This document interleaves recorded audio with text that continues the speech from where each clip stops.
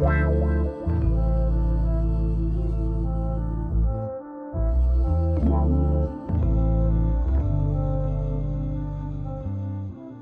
vais commencer d'abord par dire qu'on ne le célèbre pas, on ne le célèbre pas assez. Un centenaire comme le centenaire de la bataille d'Anoual, je pense qu'il mérite une célébration grandiose à l'échelle nationale.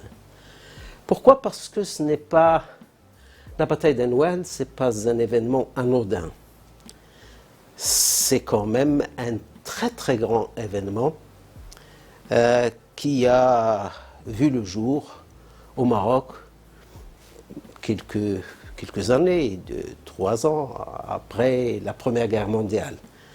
Je dirais même que c'est un des plus grands événements qu'a connu cette région, pas seulement le Maroc, après la Grande Guerre.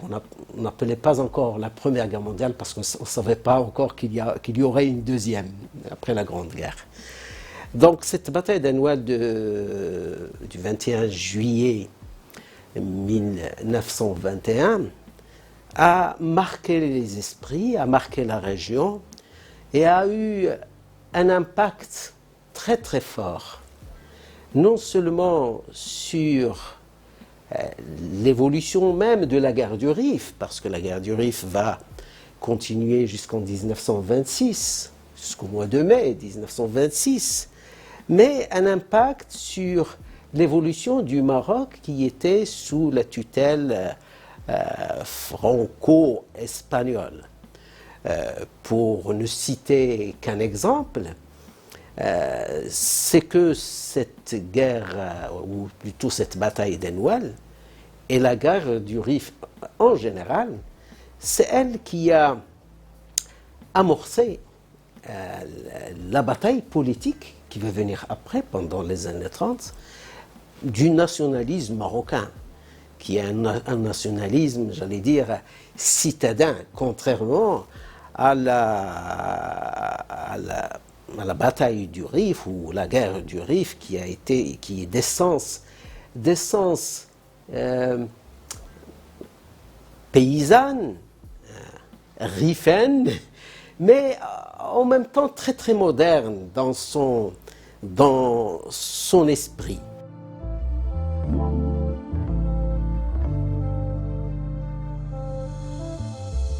Son leader, qui est Mohamed Ben Abdelkrim Al-Khattabi, n'était pas n'importe qui. Il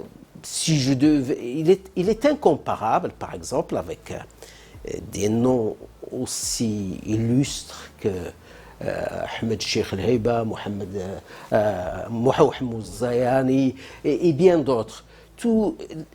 Lui, c'est quelqu'un vraiment, j'allais dire, qui avait une formation très moderne, qui était d'une culture trilingue, berbère, tarifite, arabe, c'est le fils d'un qadi, ne l'oublions pas, et puis espagnol, n'oublions pas qu'il était journaliste de El Telegrama de Rif à Melilla. Donc c'est quelqu'un qui avait une très très forte personnalité, mais en même temps qui n'était pas, j'allais dire, initialement rebelle. Il a même travaillé avec les autorités espagnoles. C'est que les autorités espagnoles ont maltraité les Rifains. L'ont maltraité personnellement pendant la Première Guerre mondiale. Ils l'ont emprisonné. D'ailleurs, je crois qu'en essayant de s'évader, il s'est cassé la jambe droite, si ma mémoire ne me trompe pas. Donc là, nous avons affaire j'allais dire, à un Mohamed Ben Abdelkrim résistant, moderniste, mais connaissant bien l'ennemi. Être journaliste à El Telegrama de Rif et être interprète aussi, ça veut dire qu'il connaissait bien l'ennemi. Et tout cela a eu un impact quand il s'est rebellé vraiment, il a pris les armes et a réussi confédéré les tribus de la région nord, notamment les tribus du Rif. Et il a mis en place des structures très très modernes qui ont impressionné le monde entier.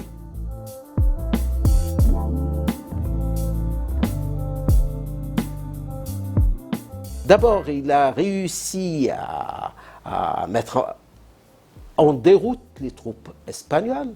Un grand général comme le général Sylvestre qui s'est suicidé après la bataille.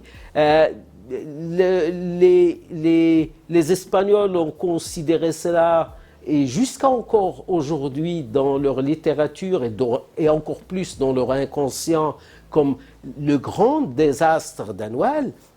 Tout cela a fait que ce qu'on pourrait croire comme un petit événement, non, il avait un grand impact sur la région et sur le monde.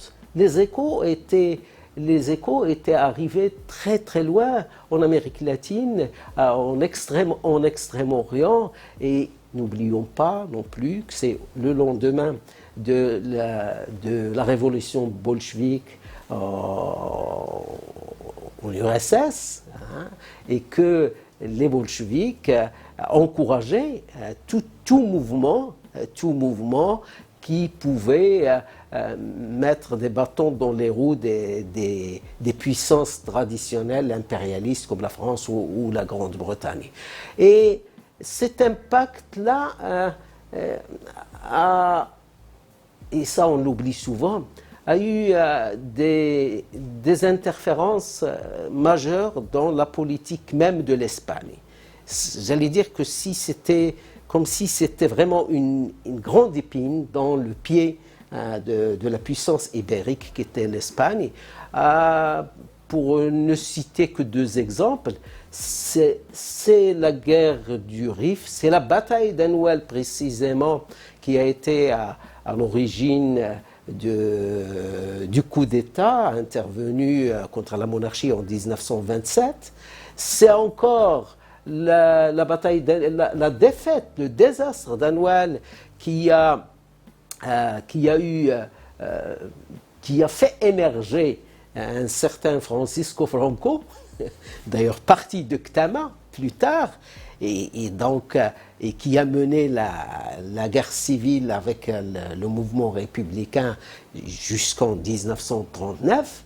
Et puis, donc, tout cela, la bataille d'Anoual et la guerre du Rif en général, il ne faut pas la circonscrire dans le temps. Ça veut dire qu'il a eu des prolongements énormes en Espagne, au Maroc, par le biais du mouvement national politique, mais aussi dans le tiers-monde.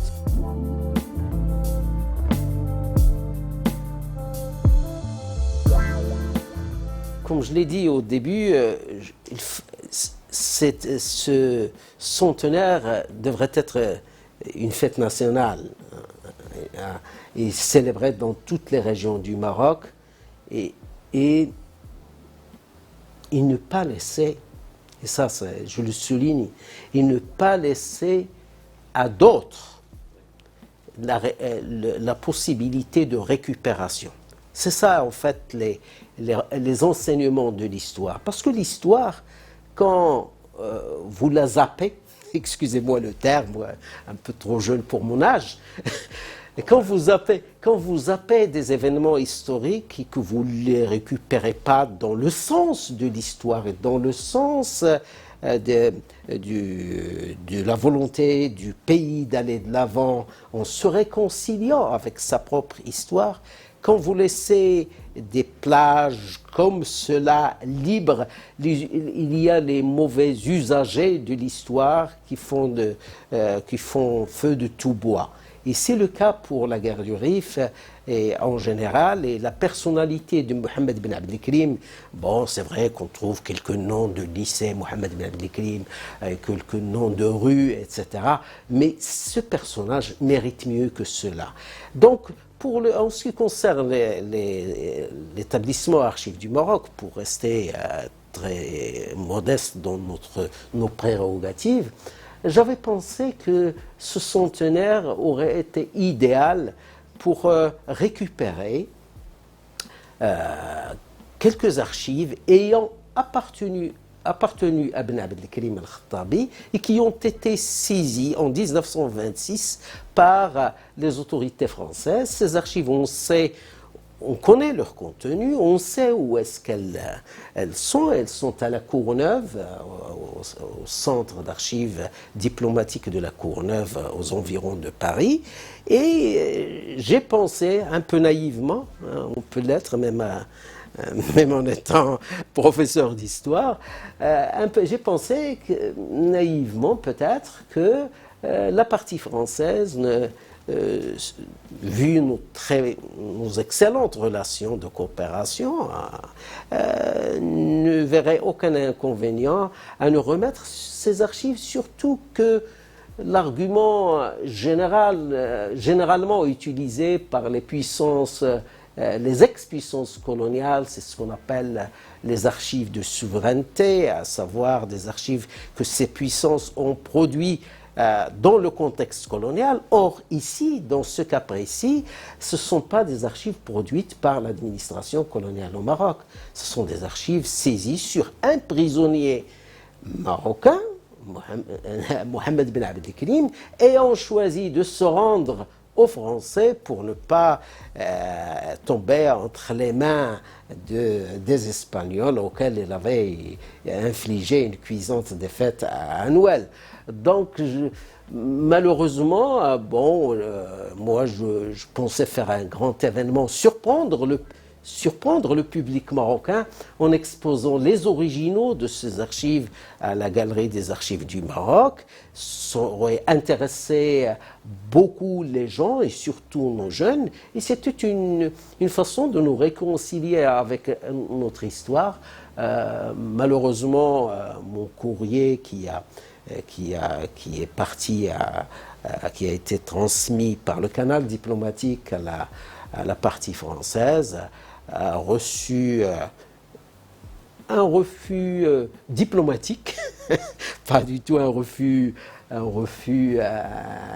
net, le refus diplomatique en disant oui, seulement les archives étant un patrimoine en partage, on pourrait imaginer des colloques où l'on exposerait, comment dirais-je, le contenu de ces archives. Mais ces archives, moi, je demande les originaux, tout simplement parce que je pense que c'est du droit des Marocains. D'ailleurs, avant de le faire, j'ai consulté un très grand historien français qui s'appelle Daniel Rivet, qui a travaillé à un certain moment au Maroc et qui a beaucoup produit sur le Maroc.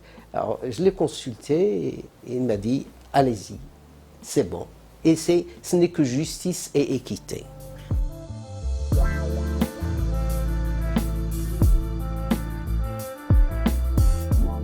Les vraies raisons, il va falloir peut-être leur poser la question. Bon, des suppositions, ils ont peur que ce soit un antécédent sur lequel on baserait d'autres revendications. Mais je pense que la question des archives, puisqu'elle a été suscitée par ce cas précis, ce n'est pas la fin du monde, mais je crois qu'on doit, quand je dis la partie marocaine et la partie française, et aussi, bien entendu, avec l'Espagne, quand les choses se tasseront et redeviendront normales. Il va falloir discuter sereinement sur la question des archives, aussi bien des archives qui doivent revenir au Maroc, les originaux, que des archives intéressant le Maroc, dont les originaux pourraient rester en France ou en Espagne, et nous, on récupérait les scans. Mais pour ce cas précis de Blad Likrim, je pense que c'est les originaux qui nous intéressent, parce que c'est un cas bien spécial.